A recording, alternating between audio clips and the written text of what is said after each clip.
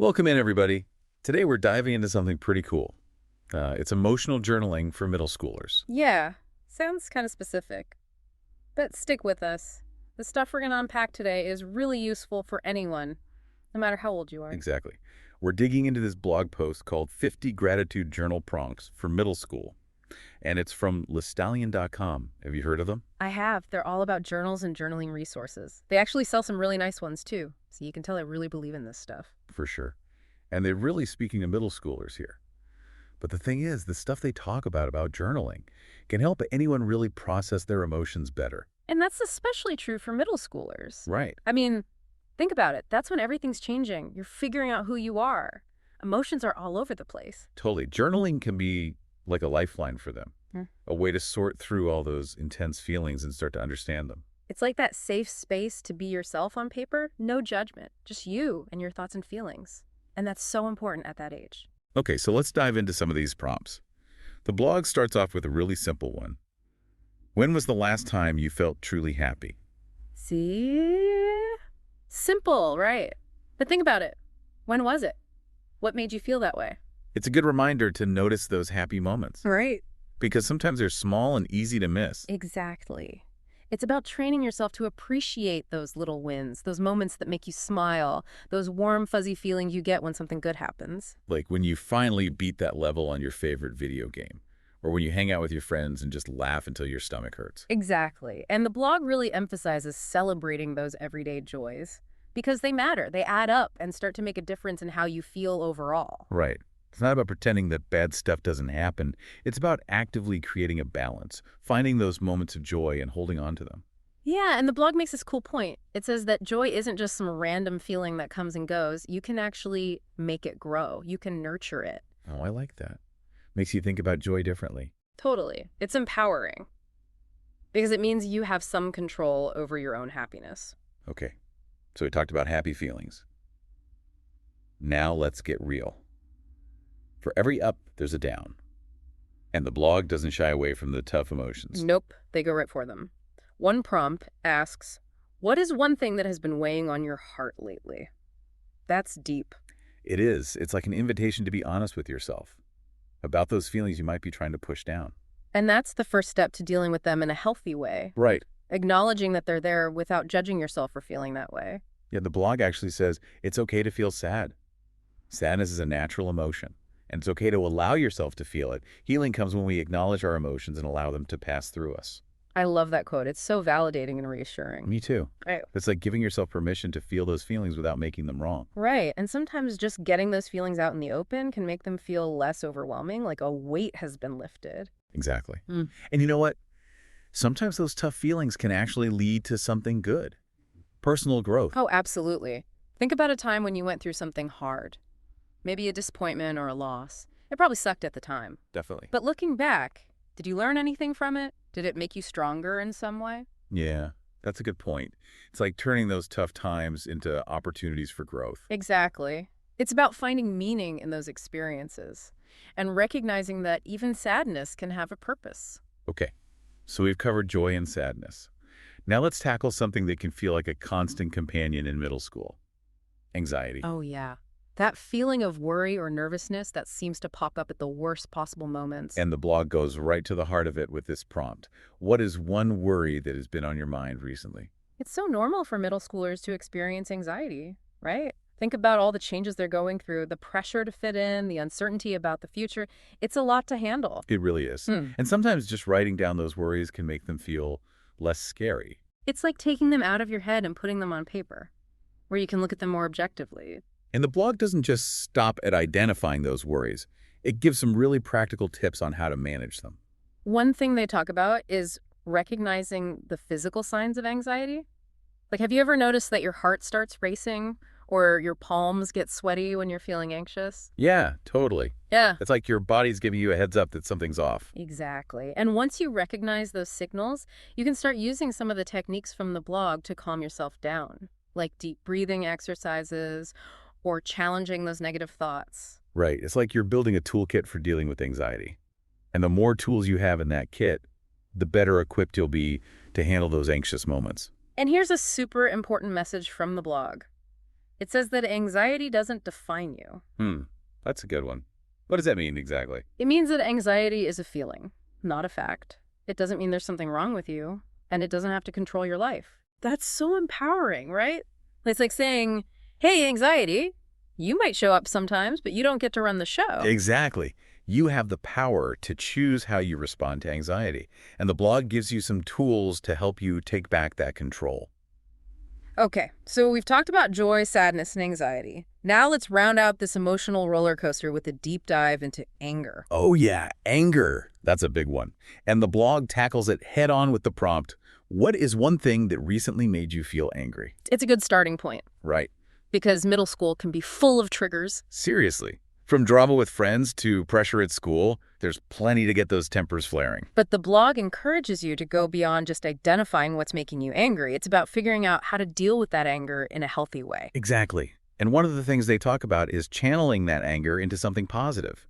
Have you ever noticed that when you're angry, you have a lot of energy? For sure. Well, instead of letting that energy turn into something destructive, what if you use it to fuel something creative or productive? Oh, I love that idea. It's like taking that anger and turning it into something amazing. Exactly. Maybe you write a song, create a piece of art, or even go for a run to burn off some of that steam. And here's a really important point from the blog. Anger is a signal, not a solution. That's so good. What do you think that means? Well, it makes me think that anger is trying to tell us something. It's like a red flag saying, hey, something's not right here. Exactly. Maybe a boundary has been crossed, or a need isn't being met. It's important to pay attention to that signal and figure out what needs to change. But it's not about ignoring the anger or pretending it doesn't exist. It's about listening to what it's trying to tell us. And then taking action to address the root of the problem. Right. Exactly. Yeah. Maybe it means having a conversation with someone who upset you, or setting a boundary with a friend who's been pushing your limits. It's about learning to use that anger as information to help you navigate your relationships and make choices that are aligned with your values. And sometimes that signal might be telling you that you need some extra support. Right. Maybe you need to talk to a trusted adult, a parent, teacher, or counselor, someone who can help you process those feelings and figure out healthy ways to cope. That's a great reminder. It's okay to ask for help when you need it, especially when it comes to managing strong emotions, like anger. So, we've been talking about all these big feelings, Right. But the blog doesn't just leave you hanging with them. Right. It actually gives you some tools to help you work through those feelings and find some peace, too. Yeah, one prompt that really stuck with me was, what is one emotion you've been working through recently? I like that. It's like it acknowledges that dealing with emotions is a process, right? It's not just a one-time thing. Exactly. There are ups and downs, twists and turns. It's like learning to ride a bike. Oh, I like that analogy. You're going to wobble. You might even fall a few times. But you keep practicing. You keep getting back on. Yeah. You celebrate those small victories along the way. And speaking of celebrating those small victories, the blog has this really great quote about the process of emotional healing. It says, healing is a process, not a destination. Emotional healing is an ongoing journey. Be gentle with yourself as you move through it, and remember that every step forward is progress. I love that. It's so important to remember that we don't have to have it all figured out right away. It's okay to stumble. It's okay to ask for help. And it's okay to celebrate those little wins. Totally. And you know what else I noticed?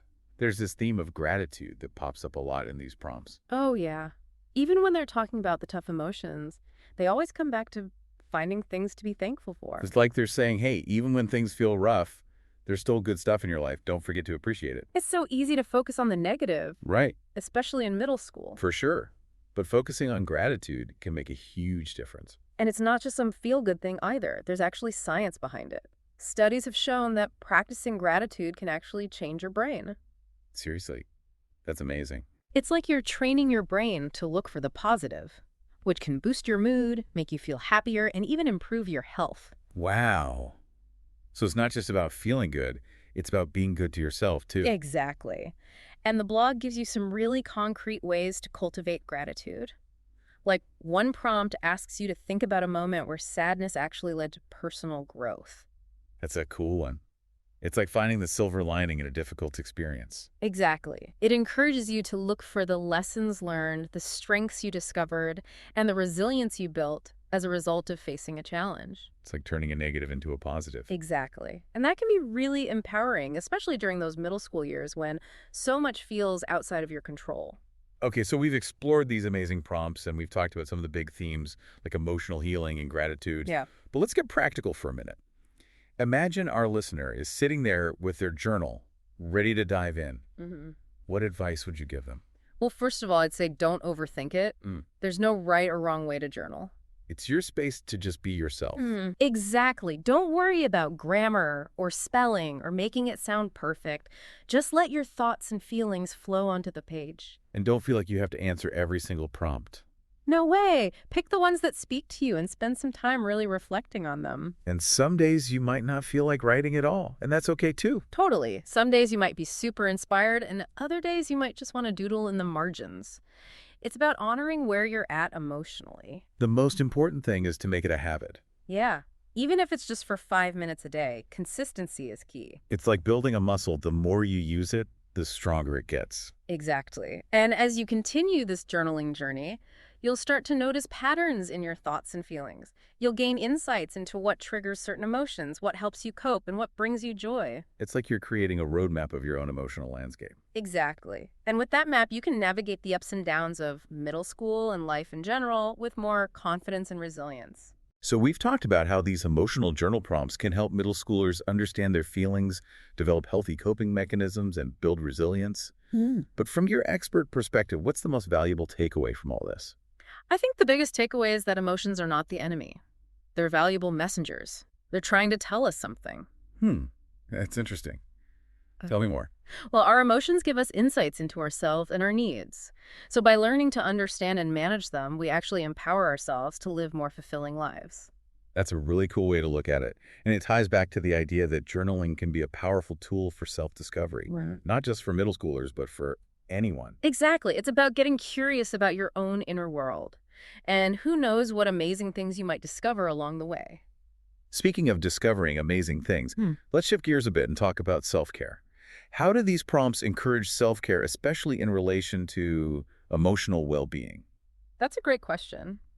Self-care is so important for our mental and emotional health, and these prompts really highlight that. So how do they do that? Well, there are a few prompts that really stand out to me. Like in the section on anxiety, there's a prompt about finding activities that help you manage those feelings. Oh, that's a good one. It encourages you to seek out things that bring you calm and peace, whether it's listening to music, spending time in nature, or practicing mindfulness. It's like building a toolbox of self-care strategies. Exactly. And there's another prompt in the section on sadness that asks about ways to be kinder to yourself when those feelings arise. Oh, that's so important. It's all about self-compassion, Right. giving yourself permission to feel those emotions without judgment or criticism. It's like giving yourself a hug when you need it most. Exactly. And that can be so healing. It allows us to acknowledge those feelings, process them, and ultimately move through them with more grace and resilience. So we're seeing how these prompts weave self-care into the very fabric of emotional processing. Yeah, it's not an afterthought. It's an integral part of the journey. And that's a powerful message, especially for middle schoolers who are still figuring out who they are and how to deal with all these big feelings. It normalizes self-care as a necessary and valuable practice, not a luxury or an indulgence. And that normalization is so important. Right. It removes the stigma often associated with self-care. Exactly. It makes it more accessible and empowering for everyone. So we've talked about the connection between these prompts and self-care. But I'm also curious about how they address the social aspect of emotions, especially for middle schoolers who are navigating friendships, peer pressure, and all the dynamics that come with that stage of life. That's a great point. Middle school is such a social minefield. Right. Totally. And these prompts offer a really helpful framework for understanding how emotions play into those relationships. For example, there's a prompt about communicating anger effectively. That's a crucial skill for navigating conflicts and setting healthy boundaries. Right. It's not about suppressing anger, but learning to express it in a way that's constructive and respectful. Exactly. And there are prompts that encourage reflecting on healthy boundaries, recognizing when anger might be justified, and practicing forgiveness both towards oneself and others. It's like they're giving you a toolkit for healthy relationships. Exactly. A toolkit built on emotional awareness and communication. And that toolkit is so valuable, not just for middle schoolers, but for everyone. Absolutely. Yeah. Because let's face it, emotions play a huge role in all of our relationships. Okay, so we've explored the power of journaling, the importance of self-care, and the social side of emotions. But there's one more piece I want to talk about: resilience. How do these prompts help middle schoolers build resilience in the face of challenges? That's a crucial aspect, especially during a time when life can feel like a roller coaster of emotions. Totally. Yeah. Middle school's full of ups and downs. And these prompts offer some really great strategies for cultivating resilience. Like one prompt encourages you to remind yourself that sadness is a temporary emotion. Oh, I like that. It's like a little pep talk for your heart. Exactly. It reminds you that even difficult feelings will pass and that there's hope for brighter days ahead. And that sense of hope is so important, especially when you're going through tough times. Absolutely. And there are other prompts that encourage focusing on what you can control, separating yourself from anxious thoughts, and celebrating progress in your emotional healing journey. It's like they're giving you tools to build your inner strength. Exactly. And that inner strength is what helps you bounce back from challenges. It's what helps you develop resilience. You know, we've talked about a lot of things, but there's one theme that keeps coming up: gratitude. Oh, yeah. We touched on it before. Yeah. But I'd love to dive a little deeper. How does gratitude fit into all of this? Well, it's kind of like the secret ingredient in all these prompts. Even the ones about tough emotions. It's about finding those little bits of good, even when things feel hard. It's like looking for those silver linings. Right. Exactly. And there are some prompts that really focus on that. Like one asks you to think about a memory that makes you smile every time. It's such a simple thing. Yeah. But it can really shift your perspective. It's like a little dose of happiness on demand. Totally. And you know, gratitude isn't just about feeling good. It actually has some pretty amazing benefits. Oh, yeah. Like what? Well, studies have shown that practicing gratitude can reduce stress, boost your mood, and even improve your physical health. Wow. So it's like a superpower for your well-being. Exactly. And the cool thing is, anyone can cultivate gratitude. It just takes a little practice. So we've talked about how these journal prompts encourage self-care, address the social side of emotions, and foster resilience. And now we're seeing how gratitude ties it all together. It's like the foundation for a happier and healthier life. I love that. Yeah. So as we wrap up this deep dive, I want to remind our listeners about where we got these awesome prompts, lestallion.com. Oh, yeah. They're a great resource for all things journaling. They have tons of prompts, beautiful journals, and all sorts of stuff to help you on your journaling journey. Definitely. And even if you don't have a fancy journal, any notebook will do. Absolutely. The most important thing is to just start writing. Make it a habit, even if it's just for a few minutes each day. Those small moments of reflection can really make a difference over time. And remember, there's no right or wrong way to journal. It's your space to explore your thoughts and feelings freely. So as we wrap up this deep dive, we want to leave you with a final thought-provoking question. What's one small act of self-care you can do today to support your emotional well-being? How can you bring more joy into your life, even amidst challenges? Take some time to think about those questions, and remember, the journey of self-discovery and emotional well-being is ongoing. Be kind to yourself, embrace the process, and keep exploring.